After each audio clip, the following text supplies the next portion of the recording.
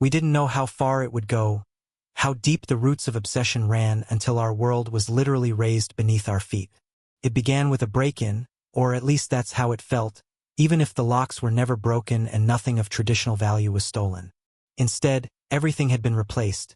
Every chair swapped for its bar-height cousin, our dining table now chest level, our bed perched atop a frame so high we needed a step stool to climb into it. Even the toilet seat was elevated like some twisted throne. They'd left a note. "We're saving you from yourselves." That was the first clear declaration that our parents were no longer tethered to reality. We installed security cameras that same day, afraid of what they'd do next. I thought back to being locked out in high school for failing to hit my projected growth percentile, for disrespecting our genetic legacy. That humiliation, once the worst thing I'd ever known, now seemed almost quaint compared to this.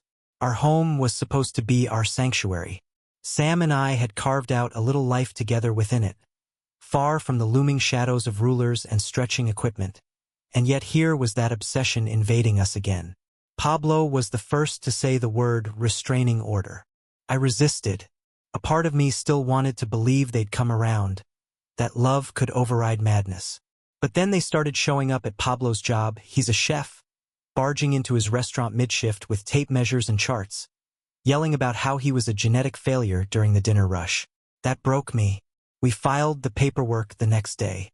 The court hearings were surreal. How do you explain to a judge that your parents are height supremacists, that they've sacrificed everything, money, relationships, dignity, in the pursuit of a few extra inches on their children? They came armed, of course, with binders full of so-called evidence. Medical studies, family photos annotated with potential versus actual growth, even testimonies from parents who claimed success in making their children above average. I'll never forget how Mom wept in court, sobbing about her stolen tall sons, as though we'd died or been kidnapped. The judge, to his credit, looked deeply disturbed. He granted the restraining order, 200 feet, no exceptions, no contact except through lawyers. We thought it was over. We were wrong. They started a support group at the local community center, Parents of Height-Deficient Children. I wish I were joking. They held picket signs outside our apartment building, standing exactly 200 feet away, shouting slogans like, "It's not too late," and "Choose growth." Sam handled it better than I did. Maybe because she saw the situation for what it was, mental illness masquerading as parenting. Pablo, surprisingly, coped with grace. He'd wave at them from the window, not in mockery but acknowledgement. "They're sick," he'd say, and I think that helped me begin to see them not as villains, but as deeply broken people clinging to the only identity they knew. Pablo never hid his past, not anymore. There was a photo he kept framed above his kitchen station at the restaurant. Him at 16, bloated from hormone abuse, skin puffy, eyes glassy, bones still recovering from the botched leg-lengthening surgery they'd pushed on him in Mexico. It was a reminder, not just of what he'd survived, but of what he'd reclaimed. The real turning point came when he entered a local cooking competition. His dish was inspired by our grandmother's recipes. Simple, soulful, and perfectly portioned. He won. The prize included a full-page article in the paper. He posed for the photo in his chef's whites, proud and unbothered by the knowledge that our parents would be scrutinizing every item in the background to extrapolate his current height. And sure enough, they did. They sent anonymous letters to the editor accusing the paper of promoting height mediocrity. They said Pablo's food was designed to stunt growth. But something unexpected happened. People reached out. Strangers, survivors, adults who'd grown up under the same tyranny of inches. Kids whose parents still dragged them to hormone consultations. Pablo opened his restaurant after hours as a support group, a space where people could share their stories, cook together, and reimagine their bodies as something other than projects needing optimization. He developed a menu specifically for survivors of growth hormone abuse, recipes created with dietitians to promote healing, not growth. Pablo's limp became part of his story, not a flaw, but a badge of endurance. He hired people like him, height disappointments as our parents called us. His kitchen became a haven where no one needed to be tall to be seen. When Sam and I got engaged, we kept it small. Just a backyard ceremony with close friends. Pablo was my best man. He made our wedding cake himself. 3 perfect tiers of flavor. No symbolism, no hierarchy. Just love. Our parents found out through social media and unleashed a storm of vitriol. Dozens of fake accounts appeared, commenting on our wedding photos. Too short to be happy? Genetic misalignment? Think of the children. But Pablo had been planning something. Quietly, patiently. He'd saved enough to buy the house next to theirs. Not as an olive branch, but as a reclamation. He turned it into a breakfast spot called the Short Stack. The menu was cheeky.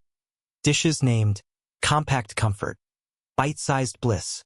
At the grand opening, our parents stood on their property line with protest signs. Pablo had hired a mariachi band to drown them out. Customers thought it was all part of the theme, a brilliant bit of theater. The restaurant was a hit. Critics praised Pablo's resilience. His story became part of the experience. They called him a rising star. Our parents responded by trying to buy the building, then reported it for zoning violations, then showed up with photos of Pablo before he failed. But he was unshaken. He left them meals at the property line. The dishes they used to love. They never touched them. 2 years later, our father had a heart attack. Pablo shut down the restaurant and met me at the hospital. Mom was already there, clinging to that damn childhood ruler. "He might die," she whispered. For once, no mention of height. We stayed. Through the surgery, the rehab. Pablo brought Dad food every day, heart-healthy meals rich in healing. Dad never asked about growth-promoting ingredients. Something shifted. Slowly. They stopped bringing signs. Stopped talking about inches. Mom even donated the stretching rig to a circus school. They began showing up to Pablo's restaurant. Quiet, respectful, sitting in a back booth. They didn't compliment the food at first, but they finished their plates. Dad started doing the books for the restaurant. Numbers made more sense to him than people. Mom made coffee at the support group meetings. Sometimes she'd share. Not excuses, stories. Warnings. She didn't claim redemption, just a late awakening. Pablo catered a medical conference on HGH abuse. Doctors listened. Survivors wept. Afterward, a pediatric endocrinologist asked Pablo to speak to teens at his clinic. Pablo agreed and asked our parents to come too, to show the cost. They did. Quietly, nervously. They brought charts, hospital bills, photos of Pablo in agony. They never fully renounced their beliefs, but they showed the wreckage they'd left behind. And that was enough. For a while, it seemed like peace had settled. Pablo's restaurant expanded into a small chain, each one managed by someone who'd survived body trauma. The flagship remained next to our parents' house. Dad still did the books. Mom still made coffee. They still measured sometimes. Couldn't help it. But now it was, "You look healthy?" Or, "How's the new menu?" Sam and I had a daughter. The first time they saw her, I watched Mom's fingers twitch toward her pocket. But she stopped. "She's perfect," she said, almost like she meant it. Pablo made her first birthday cake. 1 tier. Because sometimes one is enough. My daughter grew up surrounded by people who'd survived the tyranny of measurements. Pablo taught her to cook, to trust her body. My parents, reformed but never cured, gave her books, not supplements. Art classes, not stretching regimens. The measurement wall was painted over. You could still see the ghost of the lines beneath if you looked closely. Like scars. Like memory. But obsession doesn't vanish. Not truly. One day, Pablo found water bottles in Dad's office. Clear liquid. Unmarked. It didn't take a lab to know what it was. Growth hormone. Microdosed. Pablo was devastated. Fired them both. Changed every lock. Paid for his entire staff to get tested. One kid had joint swelling. We didn't go to the police. What would we say? That our aging father was secretly drugging employees with hormones to help them grow? Instead, we updated the restraining order and braced for the fallout. Our parents opened a rival restaurant across the street. Heightened expectations. Yes, really. They measured customers at the door. Tall diners got discounts. Short ones paid more. Stretching bars at each table. Height-themed smoothies. It was legal. Disgusting, but legal. Pablo refused to retaliate. Until Sam, pregnant with our second child, walked into heightened expectations during a lunch rush and calmly told my parents they were about to lose another grandchild. The confrontation went viral. Public opinion turned. Their business collapsed.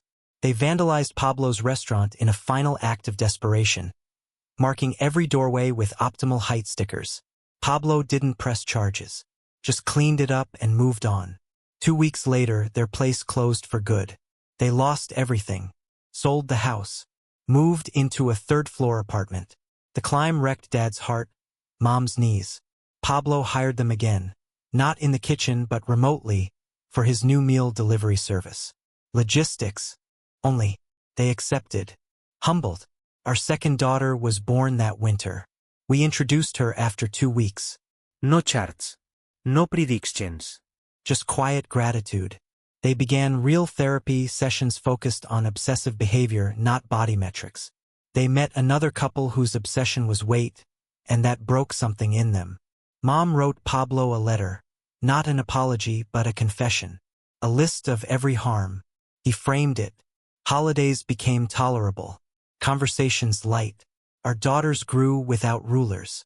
They knew their grandparents had a height problem, like others had drinking problems. They understood it. Pablo never fully forgave them, but he sent them meals, healing dishes, quiet offerings. They aged quickly. Dad died first, slumped in his chair mid-study. Mom lasted 6 more months. She gave me their last box of documents. We burned them in Pablo's outdoor oven. The smoke smelled like plastic and regret. The funeral was small. No mention of height. Just stories about gardens, cooking, and misdirected love. Their apartment held one last ruler. Pablo snapped it in half. We saved nothing. Their legacy wasn't in keepsakes. It was in scars. Pablo's limp.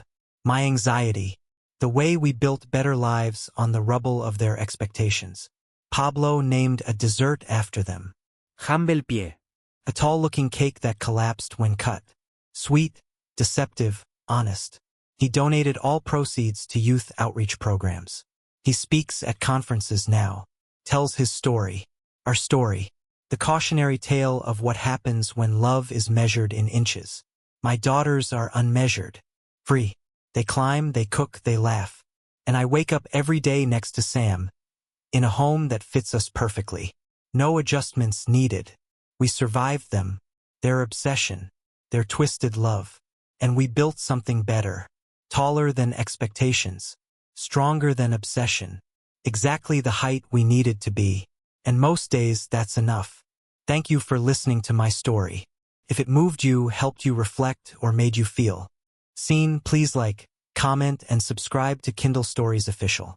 Your support helps us share more stories that matter.